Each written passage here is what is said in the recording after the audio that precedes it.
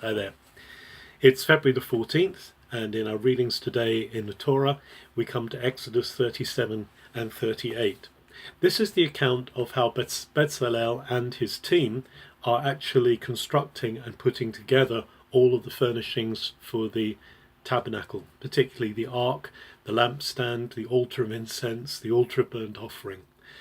You might wonder why, having had it all described, why we go through so carefully the facts of Bezalel and his team making it.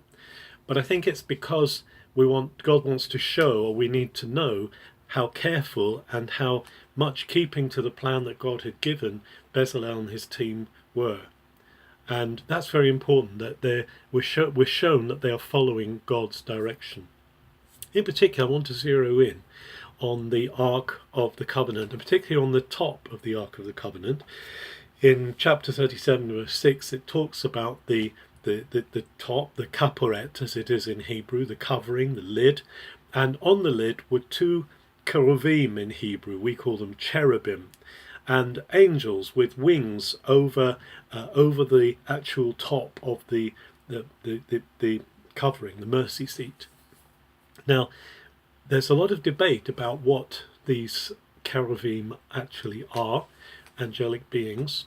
The scholar Gesenius links them to the four angels at the corners of God's throne in Ezekiel, and he says that he actually calls them mighty throne angels.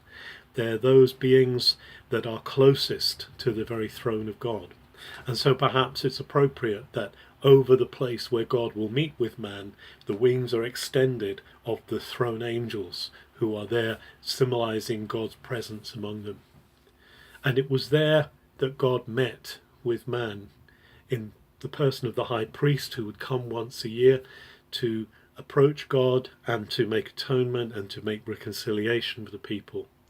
Of course, for us who follow Jesus as Messiah, our mercy seat, our place of covering, our place of coming close to God's throne is at the cross, at the place where Jesus reconciles us, where he brings us together with God. And so in a very real sense, this is where the throne angels are found, where the presence of God is found today. So as we come to the cross, as we come to the place of that meeting, we can recognize the awesome presence of God in the midst. Have a very good February the 14th.